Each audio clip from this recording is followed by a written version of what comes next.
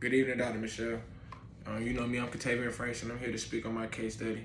And my part of the case study was about concussions, a yellow flag in the NFL. Just to give background information on it, me being a student athlete, I can relate to this very well. So I kind of get where they're coming from on both sides of the spectrum. But background information on us, we're modern day gladiators. Football is known as a physical collision sport. The NFL itself has titled players as gladiators and warriors on many occasions over the years. And players became concerned about this severe crisis, and they started to gain an image of cultural violence as entertainment. And just to briefly go over what a concussion is an altered mental status caused by head trauma with symptoms including confusion, amnesia, blurred vision, dizziness, or loss of consciousness. Almost 300,000 athletes suffer from mild and moderate concussions each year. In 2003, the CDC has no standard definition for mild traumatic brain injury and didn't know how common concussions were in the active sports. And so, me personally, just bringing the target market on football, I just feel as if every sport that deals with some form of contact or physical collision should take protocol when it comes to concussion, because concussion can deteriorate us later on in the future from our goals of health. You know, as you get older, you will want to still be youthful and healthy and being able to be mobile and having a good headspace. And that starts with protecting yourself in the sport that you're, well, in the line of work that you're working with, which is sports. And that's a very critical piece on growing as a person. And so that's just a thing to throw out there. So from tragic results of a concussion, a lot of concussion led to players have CTE, which is chronic traumatic encephalopathy. I got got a tongue twister with pronouncing that, so disregard that. And it's risking athletes' lives and even death. One of the notable athletes that was that lost their lives over this matter was Mike Webster, which he passed away from a heart attack at 50, and CTE was the foundation of the passing. We had another dude named Justin Streshlick. At the age of 36, he died in a high-speed chase. Crashed after 8 years in the NFL. He was also an offensive lineman. And then you have Terry Long, at the age of 45, committed suicide drinking antifreeze. And he was also an offensive lineman. Then we had another defensive back by the name of Andre Waters. At the age of 44, he shot himself in the head. So we can see that CTE has a lot of variety of avenues when it comes to destructing athletes. And we need to find a way to put a halt to this situation in this matter and to prevent it from happening in the future. So the NFL's research and returning protocols came to be where the NFL created the MTBI committee, which is the Mild Traumatic Brain Injury Committee, in 1994 to improve player safety, study concussions, and help develop team procedures for return play, RTP decisions. Players were treated on a case-to-case basis, and medical community had no systematic grading systems for concussions or guidelines on return to play protocols. So back in the days, whenever they played ball, as long as the dude could probably follow a finger or show that he has some type of balance within his conscious and his brain, and he's not concussed, he can go out and play. But CTE can really be buried up under proper functioning. So it may seem as if you're okay, but within the underlying searches, you're really not okay. The NFL research became contradicted to the Second International Conference on Concussion in Sports. If players show symptoms, he should not return to the game or practice. So they did all the research behind everything, and then come to find out it was really contradicting to what the International Conference was pushing for, as I should say. Many NFL players were safely allowed to return to play on the day of injury after sustaining an MTBI. Their studies, the MTBI-sponsored neurosurgery article, stated that it was found that the day of the injury had no statistical increased risk of developing a repeated concussion. And members of the NFL Concussion Committee strongly disagree with Dr. Amalu's finding and research. New NFL Commissioner Roger Goodell gathered a concussion expert workshop and excluded Dr. Amalu. So Dr. Amalu, just to give a background information on that, he did a study to where he showed to where how CTE affected players, and that he was proactive with the change behind it, and he felt as if the NFL was going about it the wrong way. The NFL kind of rejected him just so it wouldn't put a bad image on them and, you know, how they treat their players or whatnot. But later on within this presentation, you're going to find out that Dr. Omalu was right the whole entire time. So the NFL was trying to create change. And this is where it starts with. The NFL would expand its neuropsychological testing of players removed from a game due to a concussion, right? So they also issued a hotline to report any NFL players forced to practice or against medical advice. Players must be completely asymptomatic and have a normal neurological test results, including mental status testing at rest and after the physical exertion before returning to play.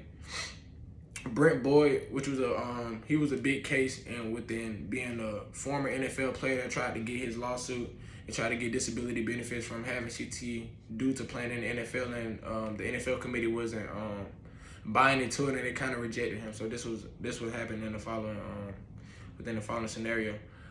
Brent Boyd was denied with disability disability benefits, as I stated before, former Minnesota Vikings O-lineman. The NFL is trying to distance themselves from liability, but this is what he stated. The NFL is trying to distance themselves from liability for all carnage left behind our NFL concussions, just as tobacco companies fought like hell to deny the links between smoking and cancer. Delay, deny, and hope we die. The NFL didn't give a damn if we die. In fact, they hoped I would put a bullet in my head and solve their problem. The OSHA study determined that life expectancy.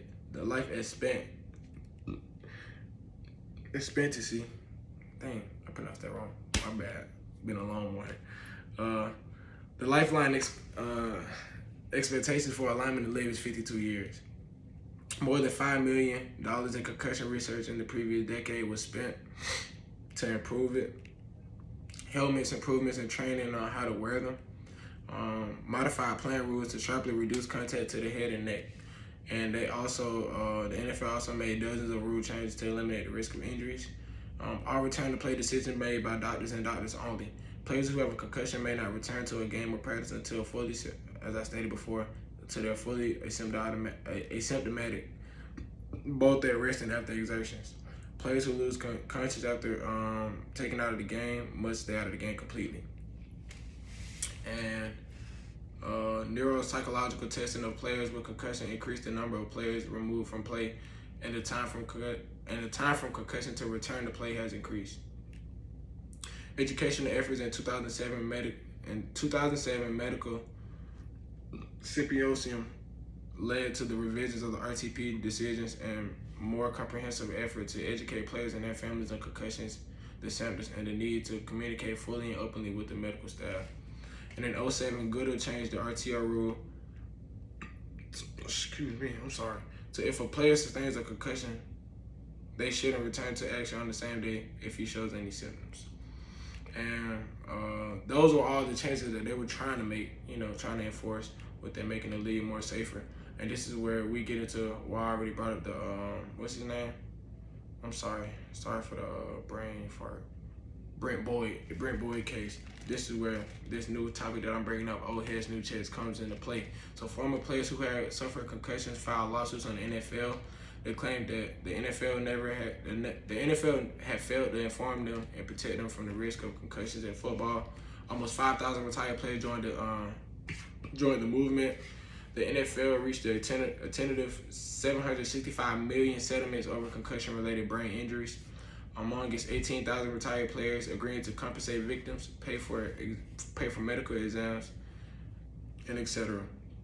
Individuals award at $5 million for men with Alzheimer's disease, and $4 million of those diagnosed after the deaths. $4 million for those diagnosed after their deaths with CTE, and $3 million for players with dementia. Dementia, I guess. Pronounced it wrong. And the NFL confessions. I don't know how to pronounce it now. I think it's Schwowski stated, I'm concerned the NFL had a very troubling record of denying and discrediting scientific inquiry into the risk of playing football. When Dr. Bennett Omalu published evidence of CTE in the brain and the former player of Mike Webster, the NFL doctors went on a campaign to discredit and undermine both the doctor and his work. Dr. Omalu's research on concussions and CTE in the NFL was highlighted in the Hollywood film Concussions that starred Will Smith as Dr. Omalu. The film was based on the GQ articles Game Brain by Janae Marie Laskis about the NFL's attempt to cast doubt on Dr. Omalu's research. And that's the end of it. And so for my questions that I had was, what advancement and protections of the athletes with equipment should sports in general take moving forward? So not only football, but in any sport that involves collision, what advancement and protection should they take? Like what type of protocols to make it a safer game to play? And my second question is making football a contactless sport Is making football a contactless sport in 5 years on a professional level critically affecting the sports and marketing industry? And this is my video. The cannabis industry. Sorry. It's kind of a crazy presentation. My computer kind of went out when I was trying to flip it.